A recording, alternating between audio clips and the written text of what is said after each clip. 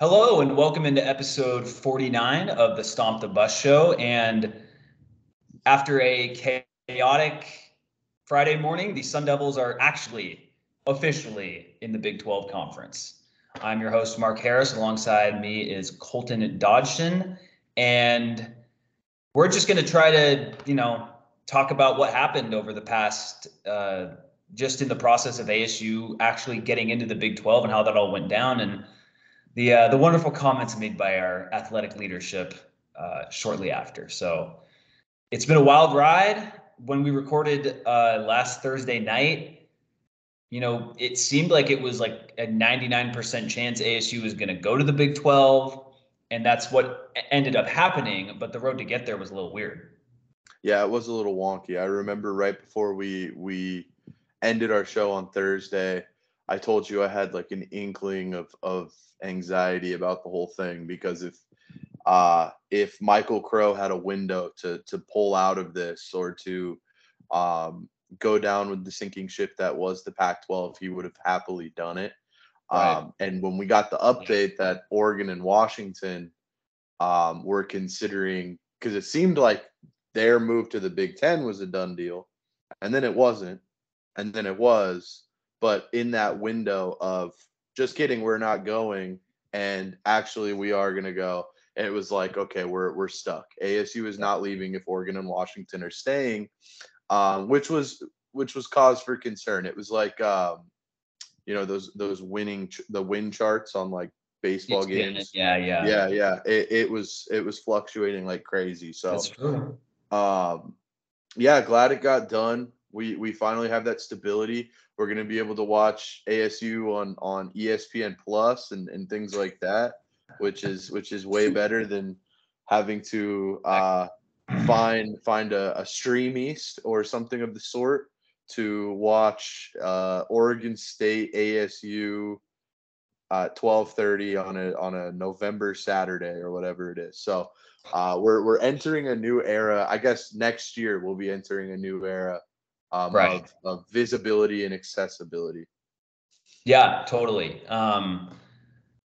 Yeah, I mean, with talking about Crow, I mean, and we're going to talk about his comments in a bit, but his comments that he made the next day on Saturday morning, like you could tell he did not want to join the Big 12. He did not. I mean, this whole process, like since last June 30th, when the LA schools left, there was like Michael Crow, Ray Anderson, they were like, no, we're in the Pac-12. Like they weren't even entertaining it the way Colorado and Arizona were.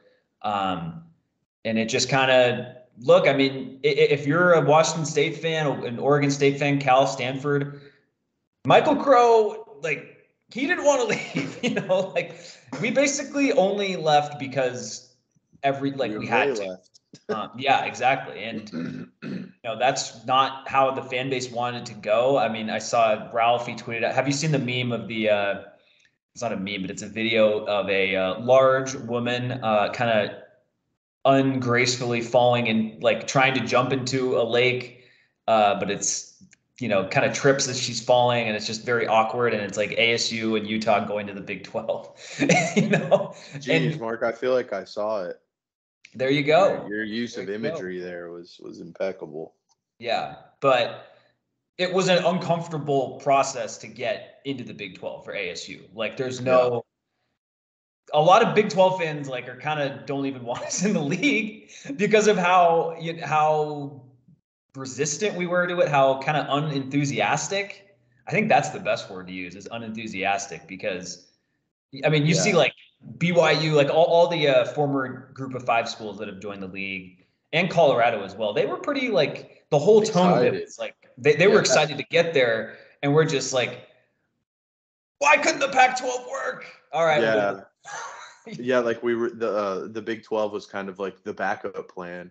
Like a Absolutely. school with the prowess and the athletic stature of ASU gets to look Yeah. at a conference like the Big 12 and be like, I guess we'll join you. But that's kind of how it felt, man. Is like I, Yeah. as a sports fan, right? Being a fan of ASU athletics is so difficult because of how little it seems, or maybe not how little administration cares, which could very well be the case, but how tone deaf and unaware they seem to be, Yeah. and how it feels like it doesn't take somebody with all of the degrees that Michael Crow has to be able to make some of these decisions. You know what I'm saying? Like, Yeah. I do not understand the thought process. And then I was listening to Arizona Sports. I think it was Bickley and Murata, and they were reading or they played his audio from some press scrum when he was Okay. talking So, about the last. Did you hear this when he talked yeah. about So, okay. Apple as some sort of Star Trek? Oh my God. Did you hear that? Yeah. He was like, oh, it's Which like is a great futuristic reference to make is Star Trek. Yeah. yeah, he called it like a 23rd century Star Trek type technological experience. And I'm like, dude, like, first of all, streaming already exists. Yeah. Okay. And So has for a it's a, long time. so therefore it's a 21st century Yeah. invention. 23rd And century? Would that be like 2003? Because it century's would be 100 the years, 20, right? it would be 200 years from now. Okay, so we're It's looking at yeah. always one So more. Because instead of like last century was considered the 20th century, even though it was the 1900s. okay, So the first so century was like, I'm just trying to wrap my anyway. head around like how far in the future Michael Crow thinks this is when it's literally happening right now. I know. Well, That and it doesn't just, make any sense. again, it's an old guy comment made by an old guy, you know? And like, It's just surreal. and it's weird because my grandparents are like in their early 80s. They don't think of streaming as like, oh wow, like this is crazy. It's like, dude, it's not like it's not that different anyway. But that shows you like his mindset of this. Yeah, And no, we really needed to unpack that because it was just I heard it and I my mind was blown. I could yeah, not believe that came out of his mouth. And honestly, in theory, the things he was talking about sounded pretty cool. Like being able to, I right. mean, go back and like watch things if you missed them or have access to all of the whatever, all of the Right. features that would have come with it sounded interesting. But at the same time, you don't really want to put all of your content behind like some sort of streaming service, right? Like, Well, that's what he wanted to do. That's yeah, what he wanted to do, and Oregon and Washington made the decision for him. Like, let's be 100% clear about that. Like, and he mentioned that they didn't even show up to the meeting, which is interesting to me, especially being from Washington. The Wazoo president said he was like shocked that they didn't sign and didn't show up. And to me, I'm like, dude, you shouldn't be shocked. Like, you should have expected this to at least be like a 10% chance of happening. Um, I'm not going to get into all that, but like Michael Crow wanted to stay in the Pac-12. and it There's sounded no, like it was extremely close. Have you heard all of the the sound bites on how close a deal actually was up yeah, no, until ASU left? it was, yeah, based on the reporting, like it seemed like it was like Utah would have stayed. There is debate about whether Arizona was already out or whether they would have stayed, but their president said they would have stayed if Oregon and Washington stayed. So who knows how that could have worked out? I think, look, selfishly, like I think this is going to work out. I think this is a good move for us. Yeah, I think even though our administration made it begrudgingly, I think it is a good move. And it's just like it is funny how these little things can change so quickly. But no, that media scrum you're talking about, that happened on Saturday morning football practice. It was like a super hastily planned, which maybe that's because they just didn't want that many media people there and they kind of just wanted to get it out of the way. And right. Because Michael the Crow, move was announced on Friday, right? yes, That's that it was okay. official on Friday, but Okay. like on Friday morning, it was not official. Yeah. So it's we're here, and you know, I look like Michael Crow and Ray Anderson aren't going to be at ASU forever, but right now it's like, man, like it's just everyone can see in clear light that like these guys are not good at like Michael Crow is not good at anything athletics related, and then like that's how Ray Anderson gets hired. I So think I've heard you say Michael Crow and Ray Anderson aren't going to be at ASU forever, probably 15 times in the I last know, 3 weeks. So I what I know, want you to do is put that in the description of every episode until one of them is gone. And just then once that one leaves, if they're not yeah, gone at the same time, then just leave it just manifest it. because That's the yeah, so then you don't have to mention it every show, you know what I'm saying? I'm just trying to save you some time. oh man, I have to tell myself that Yeah, I don't blame because you. I don't blame yeah, you. well, After I mean, this whole debacle, it's been like, yeah, even the people, the select few who are at least tolerant of them can't be their patience has to be wearing thin yeah. after this whole situation. Well, and with Crow, I mean, he look, we called him the ultimate Pac-12 truther. He was, Cartman wrote about him being quote dragged to the finish line on Thursday night. It all kind of played out like how Michael Crow, like it was all very on brand for Michael Crow. And then obviously we mentioned the stupid Star Trek comment, which like side tangent, like Star Trek isn't even that like popular right now I was among gonna say, people. what a topical reference to Yeah. make. If he had said like Star Wars, that would have made a little bit more sense just because it's a bigger brand. But Well, anyway, he should hire you as his writer. oh yeah, So I'm you can sure I'm write sure all he'd love so my you can write suggestion. all his references for him. Yeah. just yeah, just like give out references to random people. Your references are off the hook. Everybody knows that, Mark. Yeah.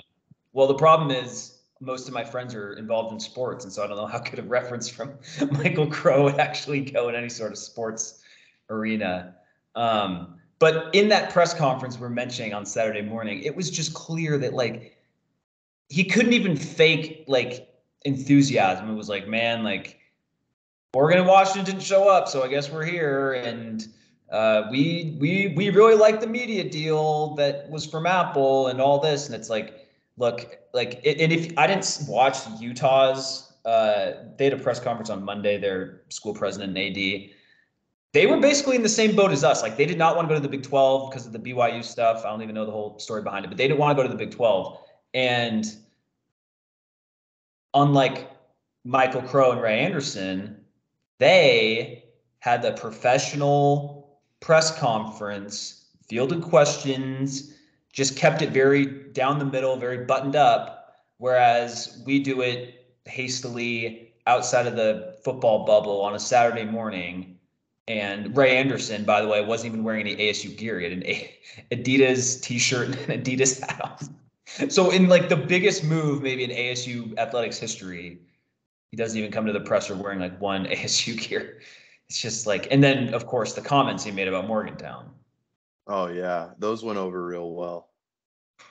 Yeah. Oh my gosh. Now we Um, have another rival in the Big 12, Colton. I mean, and now I all guess yeah, he already stoked the fire, and I guess Gene Boyd already has his plane ticket booked yeah. for whenever Oh, that trip is gonna be. just it sounds like something that you would say, like a joke that you wouldn't make when you're sober, but you've had like a couple beers and you're at a party and then you're like, oh, blah, blah, blah. And then someone hears it who shouldn't have heard it. And except the difference is Ray Anderson was like, stone sober on a Saturday morning. He's like, oh, I won't be going to Morgantown. Like, As far just, as we know, right? hey, well, yeah.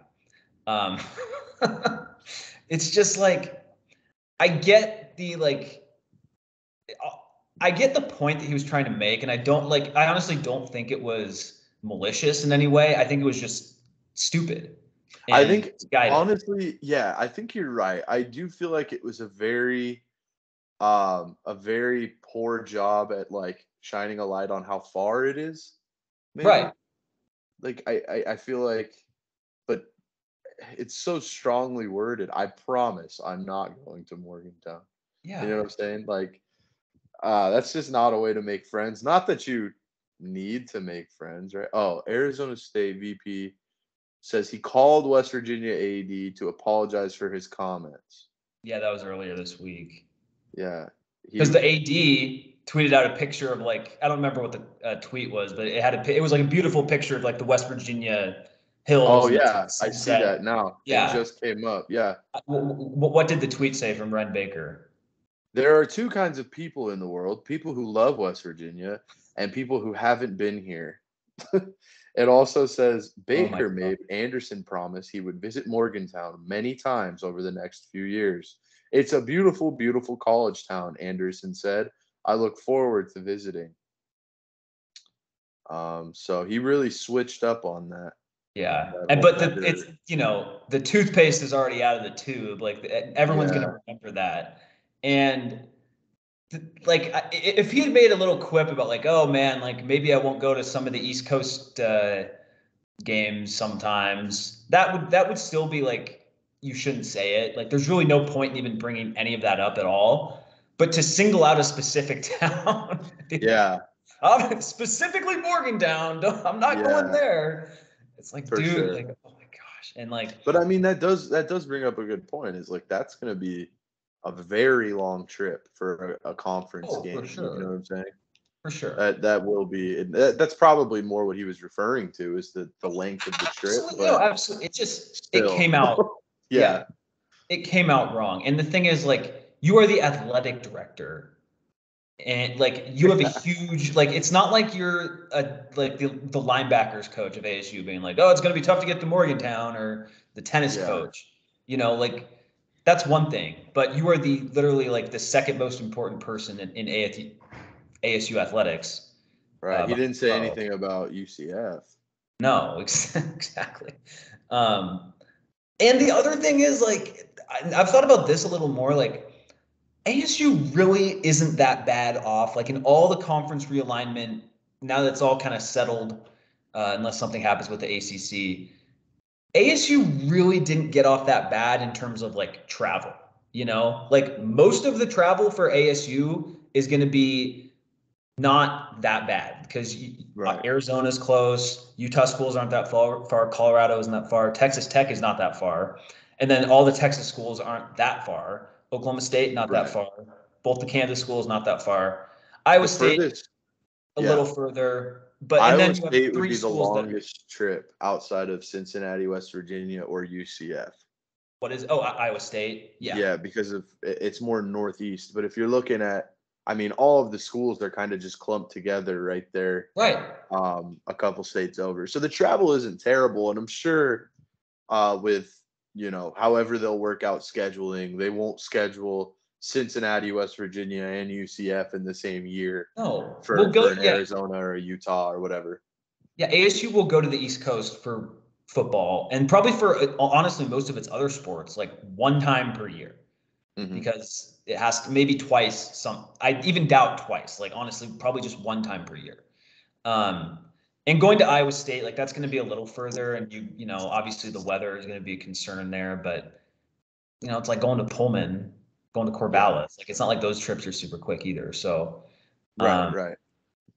it's just, and like just thinking about it, like you look like if you're one of the former Pac-12 schools in the Big Ten, like unless you're on the West Coast, it's a long haul. Hmm. That's not how it is for ASU. Like ASU to TCU, like that's not bad at all. ASU to Baylor or Houston, or like, yeah, some of these you'll have to like fly somewhere and get on a bus, but like it's not going to be that bad, And And so, they'll still have to come to you. You know what I'm saying? Like West correct. Virginia is still going to have to fly to Tempe at some point and play in what's it called? Mountain Credit, Out in whatever. America There you go. Stadium, Whatever it's called now. right?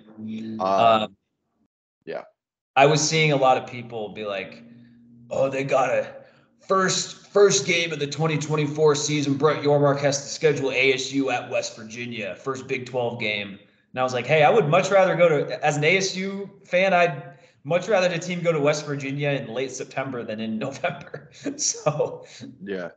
if you're going to That schedule honestly that might game, work out. have it have it in the early fall of West Virginia. I'd rather have that. It's just, oh my gosh, like, and the thing that people need to realize too, like especially people in leadership, is like Big 12 fans as a whole are more passionate than Pac-12 fans. You know what I'm saying? As a collective, they like there's just more. It's in some of those states, they don't have any pro teams. In other, it's just overall more passionate than the average Pac-12 school. Obviously, Utah, like there are exceptions, but as we see with the Pac-12, like Cal and Stanford, if I'm talk shit about Cal or Stanford on Twitter, it's not going to be as big of a deal as if it was K-State and UCF or whatever. So, and I hope that helps us out a little bit. Like, I hope that helps this fan base and like rejuvenates it a little bit. There's so much tradition and culture at a lot of these schools in terms of just like the fan base. Right. So hopefully being in a conference where that is so much more not only prevalent but like celebrated than it was in the Right. Pac-12. I hope that makes the experience not only like traveling to some of these road games, but these fans coming to Tempe. I hope it makes that experience even more enjoyable. I hope it's like those fan bases kind of bring ASU up a little bit. Who knows? I think we have it's a fan base where I feel like the diehards are very vocal, but there's so few of them. For You ASU. know what I'm saying? Like, yeah, for ASU. I think so. My thing with the ASU fan base is like, I think that these last 2 years have been like the worst time to judge it because it was just the end stages of the Herm Edwards era. And, Herm Edwards coach or not, like if a team is of 3-9 quality, like that's just so like, I'm okay with that. But I think this season will be a good test case of like, that's a good point. If we're like a 6-6 level quality team with Dillingham, I want to see what it looks like in the stands. And I'm not expecting, you don't have to sell out every game either. Like sell out, just don't like look embarrassing in the upper deck. Like have it be like 85% full, that's fine for ASU. And you mentioned fans coming. I mean, you can bet a bunch of Iowa State fans will be here. That's a pretty big school, and there's a bunch of snowbirds, BYU fans, Utah fans. They'll be here. U of A. I mean, that's obvious. And then I bet like some of the Kansas schools, and there will probably like even the Texas Tech definitely. So like there will be more opposing fan bases as opposed to when Stanford comes to town or Cal or Oregon State. Like it's going to be different. So yeah, that's I agree with that for sure. I think those fan bases are, you bring up the point of like snowbirds and things like that. And I think that's something I hadn't even considered is like a lot of these Midwestern, these people like live out here for part of the year. You know what I'm saying? And football season is probably that part of the year. So a lot of those people will be right down the street as it is. So hopefully. It's like when Washington came to ASU, like they would always have a good Washington, Oregon, also snowbird people who are snowbirds are from those areas a lot of times. So I'm honestly like, when we spoke last time, I was much more relieved, like in the just like, okay, we're in the Big 12. Michael Crow didn't screw this up and accidentally get us in the Mountain West because of his stubbornness. But we're here, we're in the Big 12. And now that once the relief is kind of worn off, like I'm thankful that we're here because this is like I think this could be a good new era for ASU, and it's not going to be just because we're in the Big 12. I think that the fact that like Dillingham is here also enhances that. And he made a mention at one of the recent practices of that they had a purpose of like, we're going to recruit Texas because we might end up in the Big 12. And he's more forward thinking than our freaking athletic administration. So, like I would feel different if this exact move happened last year and it's like, oh, we still have to, like, we don't know who's going to be the head coach and all this, but like at least having Dillingham and Hurley for that matter in place, it's like, okay, like ASU, like at the top, like it's clearly dysfunctional. Like these people, it's something that they say stupid comments and believe bad things about, or misguided things rather about TV networks and all this. But it appears that in the two biggest sports, we have at least competent coaching. And that's going to be big. Speaking of coaches, you know what your new haircut kind of reminds me of a little bit? It's Are got you going to some say Todd Graham? It's got some Todd Graham to it. Hey, it's because, dude, I'm going gray, bro. Yeah, well, it's the top because he used to just like it was so like short that it would just hang out up there, and that's kind of what yours is doing a little bit. So Hey, it's got some Todd Graham to it. It's a far cry from the grizzled the long hair. mountain man Morgantown haircut that you presented to I think that's the more of loyal a listeners in the past. I think that's more of a Boulder haircut, what I used to have. Okay. No, I can Uh, see that too. yeah. I do think it's funny. This is random, but like West Virginia's the Mountaineers, and now they're going to be in a conference where there's 5 teams that have way larger mountains right near them. I think just a little geography note. Wait, okay, so obviously Utah. ASU and U of A as well. Really? We have bigger mountains than that? Yeah. Oh, absolutely. I think the tallest. I'm going to look up I think the tallest point in West Virginia. It might not even be. It might be like 4,000 feet or something, and I think there are some of the McDowells are higher than that. And that's just Jeez. there are other ones too. Like the ones in Tucson definitely are, and then Colorado. What would I have done without that information? Hey, you're talking to the 2008 and 2009 Washington State Geography B. I forgot about your geography B run. I know. I know Jeez, my that's maps a and mountains. throwback. Yeah. I'm gonna look this up right now. Tallest point in West Virginia. I forgot you won the geography B. Well, I didn't. So I made it to state in Washington. I didn't. Oh, you don't want to steal any valor. I respect that. Of course. Wait. So, like the white tanks are taller than any mountain in West Virginia? I don't think it's the white tanks. Okay, so the tallest mountain in West Virginia is called Spruce Knob. It is 4,863 feet. Okay, so maybe there's not any in the Phoenix, like in the direct Phoenix area, but there are many mountains in the state of Arizona that are taller than that. That's for sure. Huh. I guarantee there is no other ASU podcast that would bring you that information. You're right. No other Big 12 podcast either. Oh yeah, we're Big 12. We're Big 12 media now. That's right. That's right. Oh man. Hell yeah. Have you been listening to like some Big 12 stuff, Not really. I mean, it just kind of happened. I don't want to get too excited because we still have another year before it's like a thing. You know what I'm saying? So it's like I don't want to get too into it. Obviously, I always pay attention to like the Big 12 whenever I can, but not really. I try to watch as much as I can in general, but I haven't really zeroed in on the Big 12 much yet. I'm looking forward to being among the worst basketball teams in a conference, though. That'll be fun. Hey, as ASU fans, we are used to that. So, but we're going from like a middling basketball team in the Pac-12 to a year where we're not bottom 4 is going to be like, right. 16 now? It's going to be a huge year for us if we're not immediately at the bottom. Yeah. The only thing with the basketball for ASU is that they have less margin for error in terms of the standings. Like it's going to be a lot harder to finish. I don't know what our record was last year. I think it was like 23-11 by the end of it. But it's going to it'll be much harder in that perspective.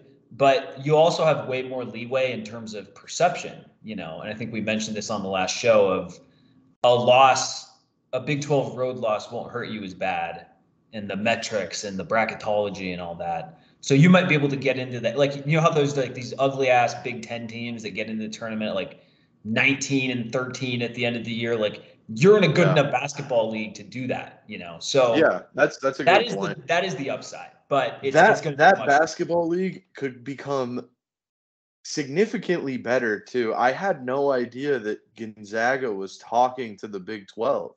Yeah, It's been And talking. Yeah, it's it been was that way for a on bit. that discussion was on hold until after the Pac-12 deal, it said. Yeah. The Could you one thing. imagine Gonzaga in the Big 12? Yeah, dude, it would be a meat grinder. I It'd be a mean, super conference. they Like would be they like would be arguably like what's funny is they'd be arguably like the fourth best program too, or maybe third, depending on where you have Arizona. But obviously Kansas, Houston, Baylor, Baylor, Kansas. and this, yeah. I mean, Kansas No, State dude, just went to the it's gonna be Elite tough. Eight. Yeah, it's gonna West be tough. Virginia is always Arizona, there. I don't know what's going on with Huggins or Huggins. Yeah, I said that right. he's gone. He's gone now. Is he? I thought he Well, was he's like, not. I no, don't I think the didn't school's gonna let him resign. come back. Okay, but there's gonna be some issue with that Well, I'm probably. sure he'll end up coaching at like Liberty or something. I mean, that's where, Yeah, the Rick Pitino route. or just somewhere in the. I mean, if Chris Beard got a job, Where's although Chris Beard coaching again? he's at Ole Miss. Oh, okay. So we'll see. But I mean, a lot, yeah, with these coaches, you can just kind of fade away for like 2 years, then people forget, and then you can, oh, it's, but so anyway, Yeah. I'm excited to see how the schedule gets made up and how divisions / pods, like, how are they going to do it? I mean, with ASU, like, and that's another thing that we should be thankful for is like we get to keep a lot of our like rivalries already.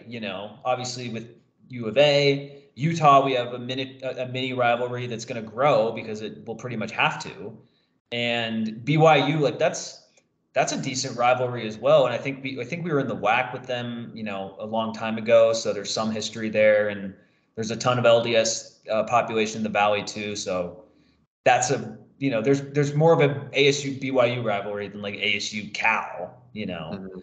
Definitely. So that's good. And then obviously Colorado and Texas Tech, you have some history with as well. So like I'm excited about playing those games, man. Like I know Yeah, people. their fans make those games insane too. Yeah, and I know people talk shit about Lubbock, and I've never been there, but like just from a travel perspective, like that's not like you can fly in there from either Sky Harbor or the Mesa Airport.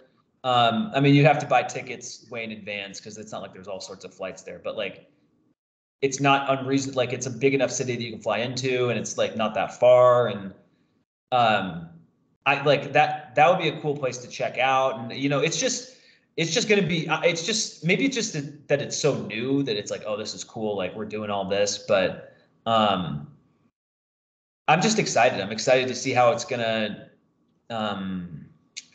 how they're going to set up the divisions and stuff, or if they do divisions. I've seen people, like I said, throw about pods. That would be cool, but That would be, and that would really help with the whole travel issue too. I oh think yeah, I don't know how big of an issue that is at like an actual, administrative or like leadership level. I'm sure it's not a huge deal. But if you go like east and west, and then you right. play in your pod, you're not going. Then Ray Anderson probably doesn't have to go to Morgantown. So Oh that, man.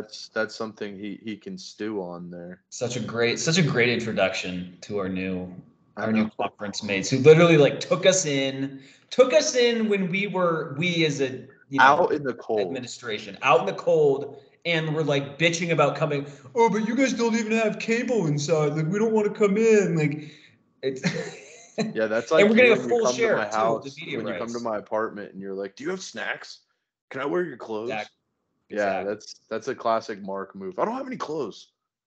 Okay, I'll fess up to the snacks, but the No, dude, clothes. that one time when we were watching, it was the ASU U of A full court, the Desmond Cambridge shot. And I was Oh like, yeah. let's go out. Let's go to Old Town. And you were like, dude, I just rolled out of bed and came here. I don't have any Oh. clothes. I haven't even showered. Okay, yeah, that's you. Yeah, you left out some context there, Colton. But I you didn't know have to we. be ready. Anyway, we can relitigate this at another hour. But overall, like I'm just very, very happy to be in the Big 12, and it's going to be interesting. And like, if I were like a Washington fan, Oregon fan right now, like I would be happy to be in the Big 10. But I'm like, it's a step up in competition, and you're going to be flying across the country all the Yeah. time, and You're the furthest team west in Yeah. that.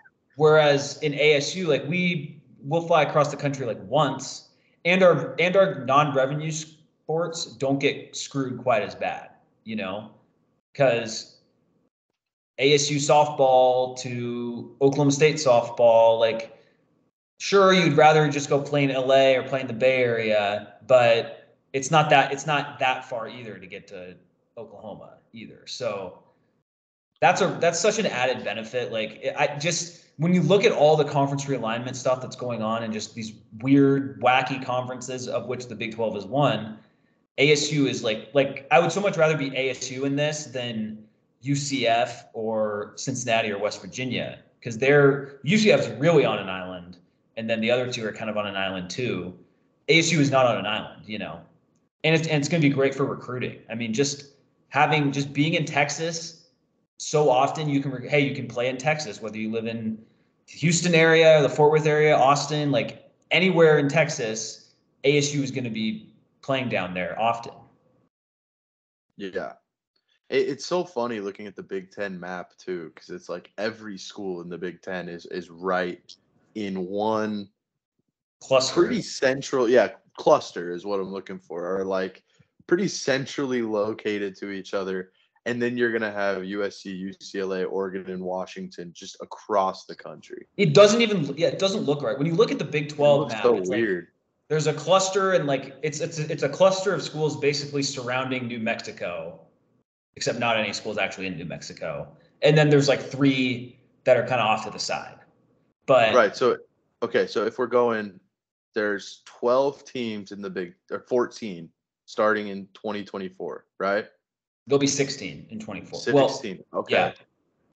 Wait, hang on. I think They'll I have 14 counted this wrong. upcoming season because this is the last year of Texas. UCLA. So 16. So if you're going 8-8 and you're adding, let's say you go East and West, right? If they end up doing divisions or whatever they do. If you're taking the teams that are furthest west, that would mean Wisconsin would end up as a Western Conference team in the Big Ten, or a Western Division. Just a quick little flight over the Great Plains and Rocky Mountains, It's no big deal. Wisconsin, Minnesota, Iowa, Nebraska, USC, UCLA, Oregon, Washington. That is your Big Ten West Division. Makes perfect sense. Where the Big 12, if they split it up, if they did West and East, you would put the 5 Western schools and Texas Tech, and then you probably put in Baylor and TCU as a Western division. That'd be a damn good division, man. That'd be damn good. Yeah, so, and it's not too far fetched geographically either. No.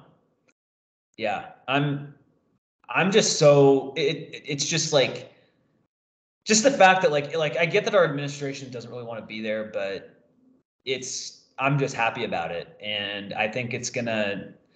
You mentioned, I hope that this kind of rejuvenates life into our athletic department and just kind of gets.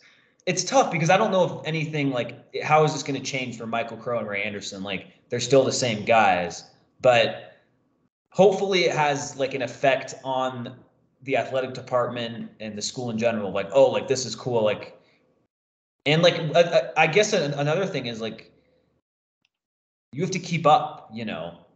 The Desert Financial Arena as it currently is like it's not acceptable in the Pac-12, but it's really not acceptable how it is in the Big 12. Mm-hmm. It's old and decrepit, and it's functional, as our wonderful school president says. So, yeah, but that's the one thing. Like, obviously, you mentioned there's this upcoming season of the Pac-12, but how they figure out the divisions or the pods, I'm really interested to see how that plays out. For sure. Yeah, that should be interesting. I just, like I said, that's the strangest part is there's all this coverage and all this fanfare to an extent about the move and the realignment and all of this stuff, but it's like college football, except for Oklahoma and Texas moving to the SEC, and then USC and UCLA moving to the Big Ten, is going to look exactly the same this year. You know what I'm saying? So like all of this stuff that's going on, we're still a year out from that taking effect. So it's like you're getting excited, but you're also like, okay, this isn't really happening that soon. No, I know, but it's still just there's just so many tentacles to it. I guess that's kind of my And thing I'm on it. just impatient. That's probably what it is. Yeah, I feel that. And like I guess I mentioned the recruiting in Texas, which it's going to help with that, but we're also like us in Arizona, we're the closest to Southern California as well. And look, USC and UCLA can't get every kid that wants to stay in the, Southern California region, and ASU and U of A might be the next best options for that. So I think that's a good thing as well. Like you can sell like, hey, yeah, we're not in the Big Ten, but you're still playing high level power football, and you also won't be that far away from, Rancho Cucamonga or wherever you grew up in Southern California. So like that's kind of that you kind of get the best of both worlds with that. Yeah, for sure. I was just looking at the 2024 schedule for the college football playoff because, I mean, naturally talking about ASU, you immediately go to any sort of High playoff level berth, athletic right? success. Yeah. Exactly. Um, this actually looks really cool. I haven't ever looked into the new format that's happening in 2024 with like the first round being on campuses, and then after that, it's like Yeah. every Power Five bowl game or New Year's Yeah. Six Yeah. bowl That's what game. I they're mean, yeah, they're converting those. Well, the that's thing pretty is, sweet.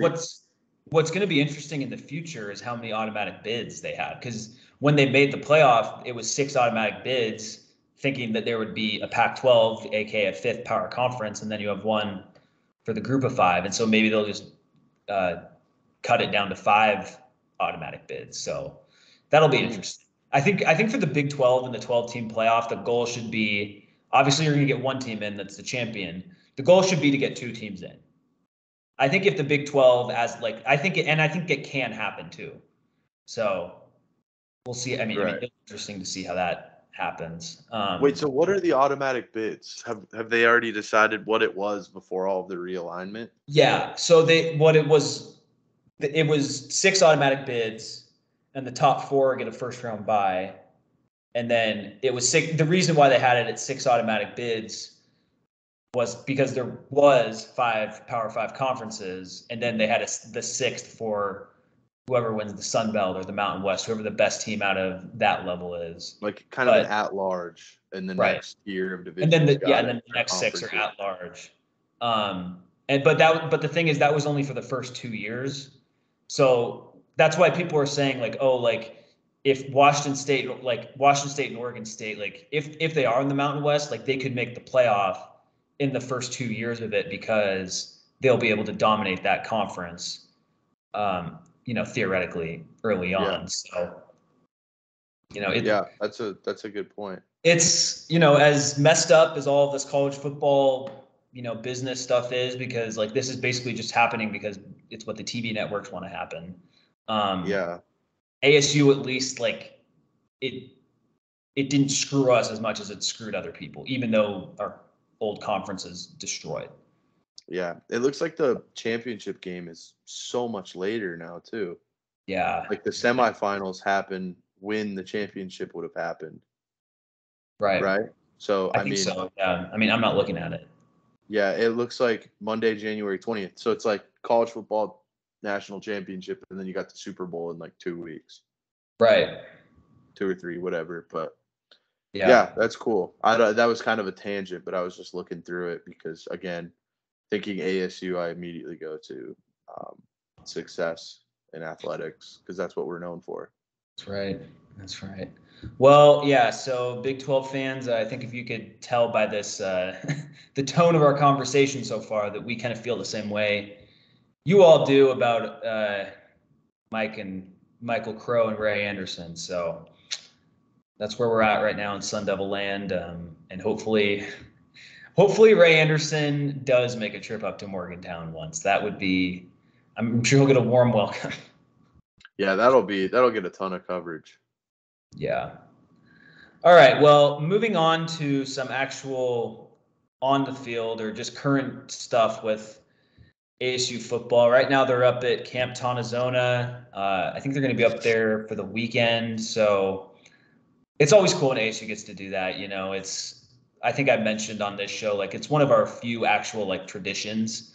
And there is kind of a team bonding element up there, and they have bad cell service, and it's a lot of time. Like it might be the first time for a lot of these guys that they've gone camping, and it does look like a fun experience from the outside. So they're up there doing that right now, but they will do it without two of the players they started training camp with, because on Monday, ASU dismissed linebacker Juwan Mitchell from the team after what was described as an incident on the practice that previous Saturday. And they also kicked off cornerback Isaiah Johnson from the team. So Dillingham is definitely, one thing I was worried about when we hired Dillingham was like, is he going to be like a head coach that's like trying to be buddy buddy with these guys? And that's clearly not the case. Like he's a hard ass football coach, Absolutely. That's what he has to be too, in terms Right. of, I mean, all he's talked about ad nauseum with um, all of the coverage that's come out about these two releases is maintaining, not only establishing a culture, but maintaining that culture and showing Right. people that he's serious about it, which is what some of the returners were talking about. I think Jalen Conyers was somebody who was quoted talking about how, it's so much different, right? He's about Right. it. Like he says what he's sort of putting into action everything that he's saying. He's not just saying it, right? So it's establishing that culture, and in the very beginning, you kind of have to be hardcore about it, right?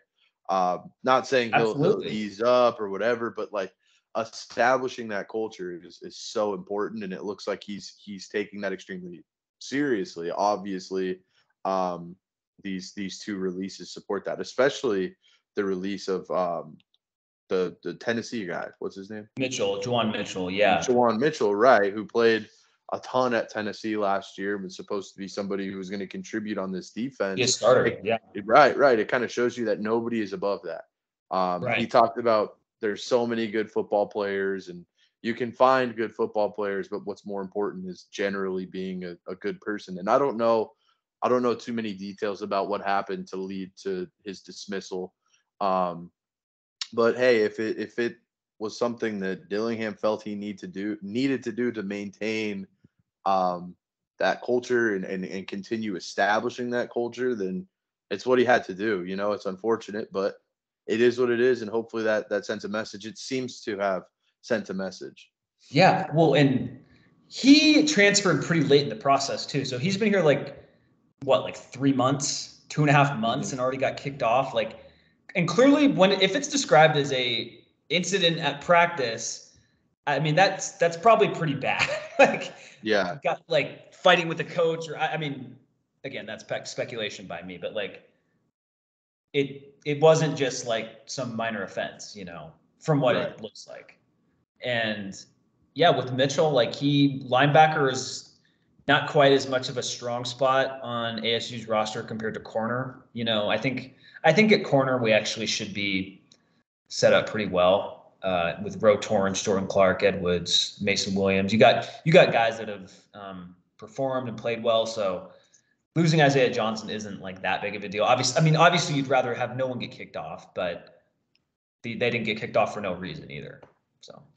Definitely. And I mean, it's less about, I don't know, it's less, to me, the story is setting that tone and doing it so early on, right?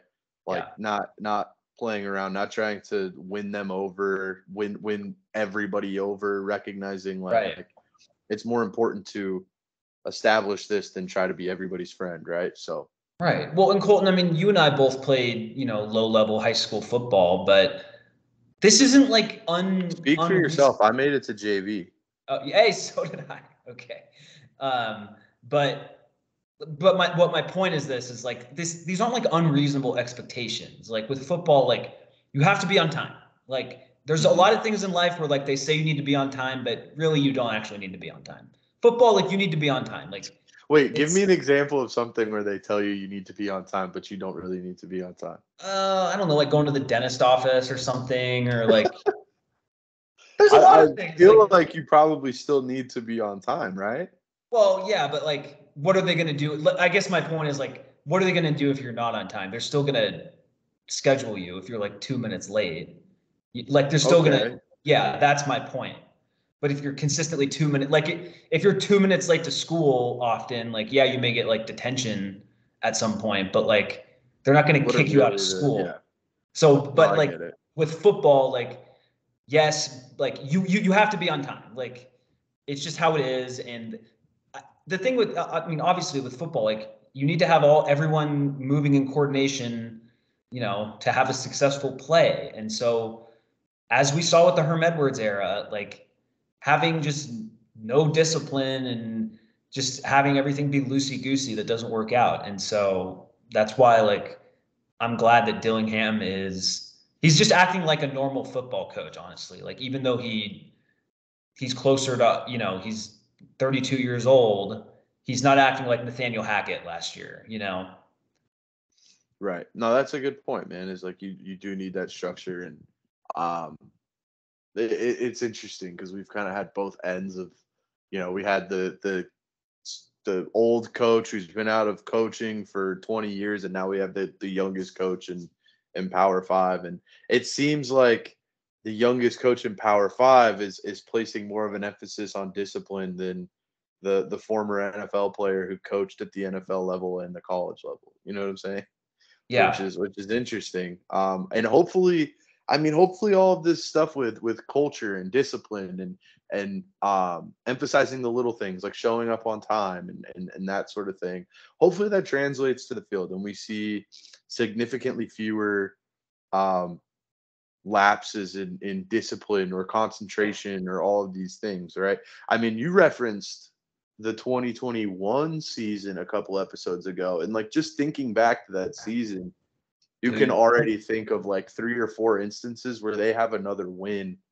the If BYU game, the BYU game, they didn't practice crowd noise clearly. Like I just don't. or I mean, even like Yeah. that, I think back to that Merlin Robertson Yeah, fumble that was return BYU. where Yeah. he's about to score and just kind of like loose with the. I get that you're running with the ball, that could be completely Yeah. different, but like I don't I know. get your point. Yeah, it's just little stuff like that. I don't know if that happens on a team where emphasizing little things is like I feel like you're more cerebral in that moment, maybe. I Yeah. don't know. And maybe I'm wrong, but Well, and it's that's like Todd Graham, like look, there's a lot of criticisms of Todd Graham, specifically the end of his tenure at ASU. And look, Todd Graham behind the scenes seemed like a huge jerk. Like, and that's kind of what he was. But like as being like, running a tight ship, those ASU teams didn't really have that many penalties. And I'm not advocating for, Dillingham to be like Todd Graham behind the scenes. Like, I don't think that's a good idea either. But like that doesn't mean you put up with BS from your players. So hopefully, I think he can find that happy medium. definitely. Um, And I think yeah. that's a successful coach if you can find that Yeah. balance. So yeah, they're up at Camp T right now, and everything we've seen out of the quarterback competition between Pine and Bourget seems really close. It does seem like Pine has kind of made some improvements, and so I'm interested to see if he can wrestle that job away from Bourget. We'll see how that goes. It's tough to tell. I mean, not look, we're not at practice or anything, and so like I can only judge on what I see on Twitter and what I read. But it seems like it's a pretty close competition, and the good thing, in my opinion, is if one of those top two guys does go down and get injured, then you can put in the next guy, and it'd be like, okay, like it's not like with some college backup quarterbacks, like they're just complete disasters, where that that's not going to be the case if that happens at ASU. 100%. You're covered either way. Whoever doesn't win this job, if they do end up needing to play, this offense probably won't go off the rails relative to whatever it is with the other guy, right? Right. Like they're going to come in and be like okay at least, Yeah. which sometimes all you need is an okay quarterback to win some games, you know. A high floor backup is Right. incredibly important. As you would know, you're an Eagles fan. It's true. That was the highest floor, a significantly higher floor than I ever thought possible. Yeah. I will be honest with you, when I got the notification that Carson Wentz tore his ACL, I cried. Well, dude, that was you. That was every Eagles fan. Because Like, it was like, yeah, this dude, we just clinched the number 1 seed in the NFC. The right, road goes through the link, and now Wentz's ACL is gone. We're right. not going to win the Super Bowl. And then the greatest backup quarterback in NFL history, I guess, aside from Tom Brady, but Well, you get, yeah. I mean, you yeah, get the point. The greatest guy who was signed to be a backup quarterback in right. NFL history won us the Super Bowl. I'll always go off on that tangent. I don't care how I get there. I love talking about it. And then Yeah. you get one of the best Super Bowls played by a quarterback in the last, probably, I mean, since Foles, and you still lose. So that's how it happens. Oh, last year, yeah. Yeah, with Hurts. I mean, dude, I was watching the Hall of Fame game, and Collinsworth is like, "Did you think Jalen Hurts was gonna win that MVP?" And it picked the scab off again. Like, I truly could not look at anything football related for probably 3 months. Well, also, like, I don't want to be that guy, but like, he did have the fumble. Like, they're not going to give him the end anyway. Don't do Like, it. Don't especially be when no. Mahomes is in that game as well. All right. Well, anyway, let's shift it back to Stop. ASU. Hey, you're the one who brought all this up. I You just let you.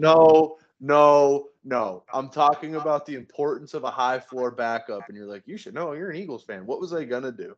Not talk about it? My bad for reminding you about the Super Bowl championship you guys did win. My The bad. good times, but then Yeah.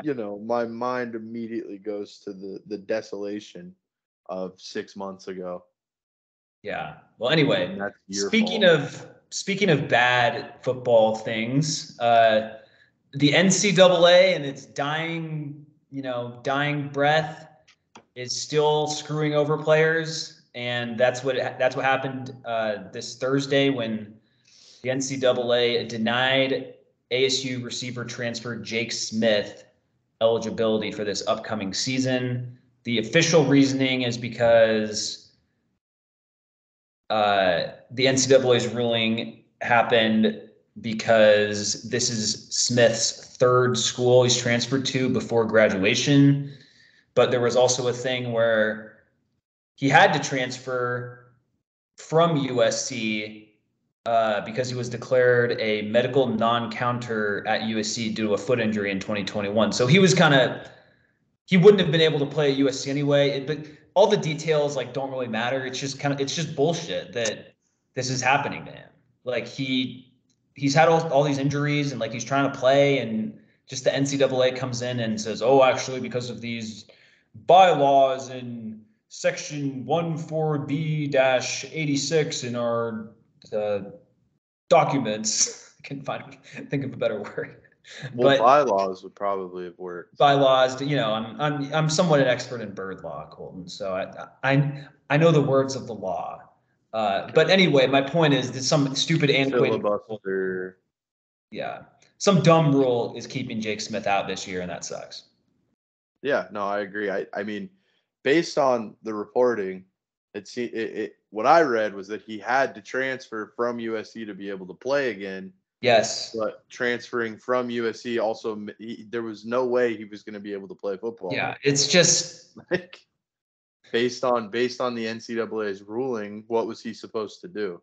it's just, I mean, maybe they can get it overturned or something before this season, but it's just dumb. And I don't think it has a material, like some huge impact on ASU this year because, like we talked about it, like wide receiver is like their strength of the team, like that and tight ends. So in the end, like from a wins and losses standpoint, it's not that big of a deal, most likely. But just from a humanity standpoint, it's awful. Like why does this have why do you have to be so strict about this? You're not strict about anything else now. You just have NIL is just there's no rules now. There was a ton of rules, and then there's literally no rules now. And so it's like, oh, but you can crack down on this. Yeah, it seems incredibly unfair. I hope there's something they can do to get it reversed. I don't know. Did I read that the appeal was denied? Is that something I that I didn't see read? that. Okay, hopefully I didn't read that because that's ridiculous. Yeah, hopefully they can get this overturned. It seems incredibly unfair. It's a kid stuck between it's a lose-lose situation for a kid who just wants to play football in his hometown, no less, right? Right. Right. Yeah. He wants to come home and play football, and he can't do that. And it's the USC element to this. The fact that he had to transfer to be able to play again is the real kicker for me here. Yeah. So maybe I didn't see any appeal in this story is on arizonasports.com. I didn't see a mention of an appeal, so maybe they will appeal and he can get that reversed, maybe. So we'll see. But it's just like, I don't know. It's not right that they're just like selectively enforcing things. So Definitely, yeah. He elected to do so in January, which made him vulnerable. Oh, okay. So he did so in January, even though he hadn't earned an undergraduate degree. So it seems like that's the. It's just the dumb, like, oh, you got to be a student athlete. It's like no one gives why do we care that he hasn't completed a biology class or something that hasn't? Yeah. Like, No, it's a good point. I agree. I don't know. It's a ridiculous ruling. Hopefully something can be done, but yeah, we'll see. it just sucks. It just sucks. So I don't know. Anything else you got in your mind about our favorite athletic program, their college athletic program, Colton? Nothing too much. It's never a dull moment. I look forward to burning even more bridges with our new Big 12 counterparts in the coming year. We'll have no friends by the time we get there, and I'd have it no other way. It's us against the world. There we go. That's straight from our athletic department. No friends in the Big 12. All right. If you're actually a Big 12 fan, thank you for watching. We're happy to be in the conference. And yeah, please like and subscribe on YouTube, rate and review on your podcast app of choice. And as always, go Devils.